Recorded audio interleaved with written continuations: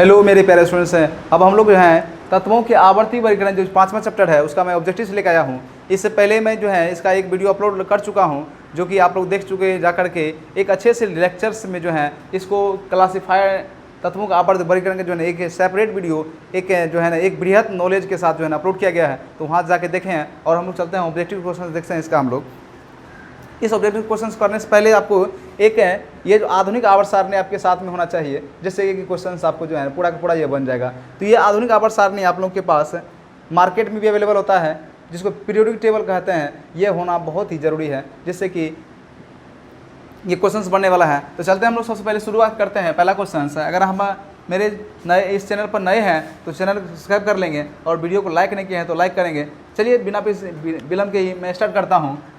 सबसे पहला क्वेश्चन है, देखिए इसमें 10 क्वेश्चन हैं। हम लोग 10 क्वेश्चन हम लोग करेंगे जिसमें आप लोग मेरे साथ करते चलेंगे और लास्ट में मुझे बताएंगे आप लोग कितने क्वेश्चन में आप लोग का सही हो पाता है, अटेम्प्ट कर पाते हैं। चलिए मेरे साथ करते चलिए। पहला क्वेश्चन लिया हूँ मैं, तत्वों के आवर्त सारणी में अष्टक सिद्धांत दिया गया है किसके द्वारा?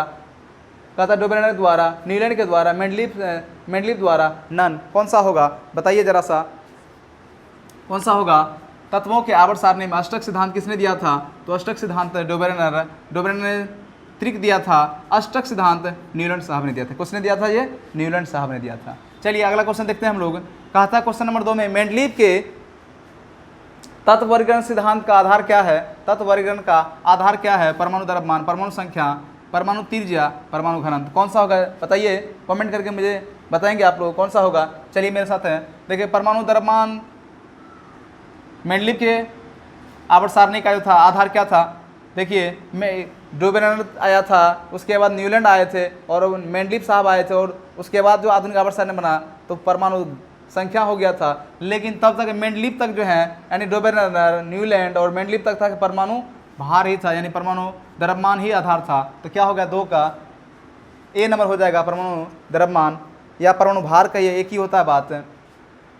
तो 2 का ए नंबर हो गया। तीसरा क्वेश्चन कहता है आवर्त सारणी में आवर्तों की संख्या होती है। आवर्त सारणी में आवर्तों की संख्या होती है तो कितने आवर्त हैं लिखा है, कितने आवर्त होती हैं बताइए जरा सा। 7, 9, उसके बाद सी में है 8, डी में है 10। कितने होती है? आवर्तों की संख्या कितनी होती है? 7, यानी ए नंबर हो जाएगा। आगे बढ़ते हैं हम लोग। क्वेश्चन नंबर नेक्स्ट है, चौथा नंबर कहता है मेंडलीफ के आवर्त सारणी में वर्गों की संख्या कितनी है? कहता है ए नंबर में 10, बी में कह रहा है 9, सी में कह रहा है 8, डी में कह रहा है 7। कितने हैं मेंडलीफ के आवर्त सारणी में? कितने वर्ग थे? तो मेंडलीफ के आवर्त सारणी में वर्ग थे कितने? कुल मिलाकर के 9 वर्ग थे। कितने वर्ग थे? 9 वर्ग थे। 1 से लेकर के 8 वर्ग तक तो सेम था, यानी सीरियल नंबर में था, और लास्ट में 1 शून्य वर्ग था जिसमें कौन कौन से एलिमेंट रखा गया था? जिसमें अक्रिय गैस, हीलियम, नियोन, उसके बाद आर्गन, क्रिप्टन, उसके बाद जेनॉन, और लास्ट में रखा गया था रेडॉन को रखा गया था। ठीक है ना, ये शून्य वर्ग था। कौन सा वर्ग है? कई बार पूछता है कि शून्य वर्ग के एलिमेंट कौन कौन से हैं। ठीक है, आप चिन्हित करें या इसमें से चूज करें। तो कुल मिला कितने हो गए? 1 से लेकर 8 तक सीरियल नंबर हो गया और 1 शून्य वर्ग था, तो कुल मिला कितना होगा? 9 वर्ग। तो मेंडलीफ आवर्त सारणी में कितने वर्ग थे? 9 वर्ग का था। नेक्स्ट क्वेश्चन है 5वां, आवर्त सारणी के शून्य समूह का, या इसी को वर्ग कहते हैं, शून्य वर्ग कहिए या समूह कहिए, बात एक ही होता है।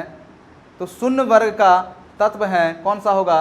कहता है एच ई, बी नंबर में एच ई कह रहा है, सी नंबर में कह रहा है CO2, डी में कह रहा है Cl2। कौन सा होगा? अभी मैंने जस्ट बताया कौन सा होगा। देख लीजिए शून्य वर्ग में कौन सा है? एच ई है, एन ई है, AR है, KR है, XE है और RA। तो चूज करिए इसमें से कौन सा ऑप्शन में। देखिए H तो नहीं है, ये भी नहीं है, बी नंबर होगा HE जो कि इसमें है HE। तो शून्य वर्ग के समूह कौन सा हो गए? HE हो गए। अगला में चलते हैं हम लोग।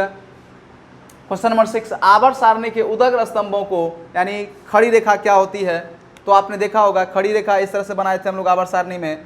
ठीक है ना, ये इस तरह से चलता है। ठीक है, और इसमें जो है ना इस तरह से इस तरह से एलिमेंट एडजस्ट था, और इसके लास्ट में 2 लाइनिंग होते हैं। ये दिखाई पड़ रहा है अच्छी तरह से, नीचे वाला ये दिखाई पड़ रहा है, जिसमें 2 लाइनिंग, इसमें जो है ना 14 एलिमेंट, इसमें जो है ना आधुनिक आवर्त सारणी में 14 लाइनें होते हैं। 1, 2, 3, 4, 5, 6, 7। ठीक है, यानी इसमें भी क्या होगा? 8, 9, 10, 11, 12, 13, यानी 14 लाइन नीचे में, यानी कुल मिलाकर के 14 इसमें, 14 इसमें, 28 वो लाइन इसमें, 28 एलिमेंट इसमें था, और कुछ एलिमेंट हैं और बाकी एलिमेंट इस सब में था। तो इसमें जो है ना ये हो गया 1 वर्ग, ये हो गया 2, और यहाँ होता 3 से लेकर के 12, और यहाँ 13 से लेकर के 18 वर्ग तक होते हैं, ठीक है ना। तो ये आधुनिक आवर्त सारणी में जो है ना ये शून्य वर्ग था, उसको बना दिया कौन सा वर्ग, 18 वर्ग बना दिया, जिसमें से एच ई रखा गया, एन ई रखा गया, ए आर को रखा गया, के आर को रखा गया, और एक्स ई जेनॉन और रेडॉन को रखा गया 18 वर्ग में। तो मेंडलीव समय में जो शून्य वर्ग था वो क्या बन गया आज आधुनिक आवर्त सारणी में, 18वें वर्ग बन गया। कुल मिला कितने वर्ग हो गया, 18। आवर्त कितने हो गए, 1 2 3 4 5 6 और 7 आवर्त, इस तरह से जो कि आप देख रहे हैं यही है आधुनिक आवर्त सारणी। तो आइए, तो आवर्त सारणी में उदग्र स्तंभों को, उदग्र का मतलब क्या हुआ, ये जो खड़ी रेखा है इसको क्या कहते हैं, इसको वर्ग कहते हैं, इसको वर्ग कहते हैं। तो देखिए कौन सा होगा, कहता है वर्ग, आवर्त, अपरूप, नन, कौन सा होगा, ए नंबर। आगे चलते हैं क्वेश्चन नंबर नेक्स्ट 7 नंबर। आधुनिक आवर्त सारणी में क्षैतिज कतारों, क्षैतिज का मतलब देख ही रहोगे, क्षैतिज का मतलब ऐसे चलना चाहिए, क्षैतिज कतारों की संख्या होती है। क्षैतिज कतार कितने हैं, ऐसे चलने में कितने हो गए, 1 लाइन 2 लाइन, यानी कुल मिला कितने लाइन है, 7 लाइन, यानी आवर्त कितने हो गए, जिसको हम क्षैतिज कतार का मतलब क्या है, आवर्त। ऊर्ध्वाधर कतार को वर्ग कहते हैं और क्षैतिज कतार को आवर्त कहते हैं। तो कितने आवर्त हैं आधुनिक आवर्त सारणी में, तो 7 आवर्त हैं। तो कौन सा देखिए, ए नंबर 7, बी नंबर का 18, डी में कह रहा 32, सी में कह रहा 32, डी में कह रहा 10, कौन सा होगा, ए नंबर। आगे बढ़ते हैं, आधुनिक क्वेश्चन नंबर 8। आधुनिक आवर्त सारणी में समूहों की संख्या है, समूहों की संख्या है, कितने कितने हैं, 7, बी में 8, सी में कह रहा 9, डी में कह रहा 10, कौन सा होगा। तो आधुनिक आवर्त सारणी में समूह की संख्या कितने हैं, समूह का मतलब वर्ग, वर्ग कितने हैं, 18 वर्ग, कितने हैं, 18 वर्ग हैं। तो कौन सा होंगे आधुनिक आवर्त सारणी में समूहों की संख्या है, कितने होंगे, सॉरी लगता है इसमें कहीं मिस्टेक हो गया है, ये जो 18 है किसी एक को ये 18 होना चाहिए। तो चलिए, तो समूह की संख्या कितने आधुनिक आवर्त सारणी में, 18, बी नंबर होंगे। थोड़ा ये मिस्टेक था इसलिए कि जो है ना लगता हुआ 8 मिस्टेक से लिखा चल गया था, 18 होना चाहिए। तो कितना होगा आधुनिक आवर्त सारणी में, कितने समूह थे, समूह का मतलब वर्ग, ठीक है, तो 18 वर्ग थे। क्वेश्चन नंबर नेक्स्ट कहता है 9 नंबर। आप आवर्त सारणी के प्रथम वर्ग के सदस्य होते हैं। प्रथम वर्ग मतलब क्या हो गया, ये जो मैंने बनाया है इसमें प्रथम वर्ग का मतलब क्या होता है, ज़रा हम लोग समझें इस चीज़ को। प्रथम वर्ग का मतलब होता है ऐसे करके अगर बनाया जाए आधुनिक आवर्त सारणी, ठीक है, इस तरह से बनता है, ये इसके टॉप में इधर हो जाता है, ये हो गया 1 वर्ग, ये हो गया 2 वर्ग, और यहाँ चलता है 3 से लेकर के 12 तक, तो यहाँ चलता है 13 से लेकर के यहाँ 18। तो पूछ रहा है प्रथम वर्ग में जो एलिमेंट है हाइड्रोजन, लिथियम, उसके बाद है बेरिलियम, इस तरह से बेरिलियम नहीं, सोडियम जो चल रहा है, पोटासियम, ये जो चल रहा है रुबिडियम, इस तरह से ये चल रहा है, प्रथम वर्ग का है। तो इसको कौन सा एलिमेंट कहाता है, फिर उसके बाद दूसरा चलता है तो कहा रहा है इनके, तो इनको कहा था क्षारीय धातु। कौन सा एलिमेंट कहते हैं, क्षारीय धातु।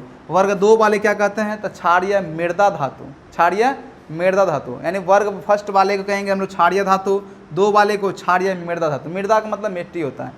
तो मृदा धातु क्यों कहते हैं, क्योंकि स्टार्टिंग में ये एलिमेंट जो है 2 नंबर का, 2 नंबर कौन सा, बेरिलियम है, उसके बाद मैग्नीशियम है, कैल्शियम है, आप देखेंगे पीरियड टेबल आपको मिल जाएगा, ये चीज़ स्पष्ट दिख जाएगा। तो 2 वाले कहा था क्षारीय मृदा धातु, मतलब ये प्रारंभ में ये एलिमेंट जो खोज हुई थी कहाँ पे, मिट्टी में, और अभी भी ये एलिमेंट जो है ज़्यादातर आपको मिट्टी में मिलेंगे, जैसे मैग्नीशियम, कैल्शियम, ये सब मिट्टी में पाया था। कैल्शियम हम लोग चूना जो कहाँ से निकालते हैं, धरती से ही निकालते हैं, तो धरती मिट्टी में ही होते हैं, इसीलिए कि जो है ना ये मृदा धातु हो गया। वर्ग 1 वाले को क्षारीय धातु है, तो दोनों क्षारीय ही है, लेकिन 1 वाले क्या होते हैं, ये मिट्टी में नहीं होते हैं, ये हवा में मिल सकता है, हमारे शरीर में मिल सकते हैं, ठीक है ना, मतलब बहुत सारी चीज़ों में मिल सकता है, लेकिन ये अक्सर मिट्टी में होते हैं, इसलिए क्षारीय मृदा धातु कहते हैं। जबकि और एक उसके बाद एक वर्ग और पढ़ना होता है, ये वाला 18। तो 18 में कौन सा था, हीलियम, नियोन, इन सब के बारे में थोड़ा सा पढ़ना होता है, आर्गन हो गया, क्रिप्टन, ये सब भी थोड़ा सा याद रखना पड़ता है। तो वही आपको पूछ रहा है कि प्रथम वर्ग के सदस्य क्या कहते हैं, तो अम्लीय धातु, अक्रिय गैस, क्षारीय धातु, क्षार धातु या मिश्र धातु। देखिए क्षार धातु एक ही होता है, तो क्या हो जाएगा, 9 नंबर का ए नंबर हो गया, 9 का ऑप्शन ए हो गया। आगे बढ़ते हैं हम लोग, 10वां क्वेश्चन देखते हैं हम लोग, एंड लास्ट क्वेश्चन। देखिएगा आप लोग कितना आप लोग को स्कोर कर पाते हैं। पोटेशियम की परमाणु संख्या है, पोटेशियम की परमाणु संख्या यानी परमाणु क्रमांक पूछ रहा है कितने होते हैं, कह रहा है 17, 18। उसके बाद कह रहा है सी नंबर में कह रहा है 19, सी नंबर में 19 कह रहा है, डी में कह रहा है 20। कौन सा होगा बताएंगे मेरे साथ हैं, क्या होगा? देखिए 17, 18, 19, 20 क्या होगा? पोटेशियम होते हैं कितने नंबर पर? 18 नंबर पे तो आप जानते हैं आर्गन होते हैं। 19 में क्या होता है? पोटेशियम। तो 19 कौन सा? सी नंबर। 19 क्या हो गया? C number. तो 10 क्वेश्चन फिनिश हो चुका है। तो आप शेयर करेंगे मुझे कितना नंबर आपको आ चुका है, कितने क्वेश्चन आप सॉल्व कर पाए हैं, मुझे एक बार आप कमेंट करके मुझे बताएंगे। तो मिलते हैं नेक्स्ट वीडियो के साथ। तब तक के लिए थैंक यू सो मच। और वीडियो को लाइक नहीं किया है तो लाइक कर देंगे, और इस चैनल पर नए है तो चैनल को सब्सक्राइब कर लेंगे। मिलते हैं नेक्स्ट वीडियो के साथ। तब तक के लिए थैंक यू सो मच। और मैं उम्मीद करता हूँ ये वीडियो आपके लिए काफ़ी हेल्पफुल साबित हुआ होगा। ठीक है, इसे आप रिवीजन में रखेंगे और बोर्ड एग्जाम में जो क्वेश्चंस आएंगे इसमें से ही आपको आएंगे। ठीक है ना? तो मिलते हैं नेक्स्ट वीडियो के साथ। Thank you so much.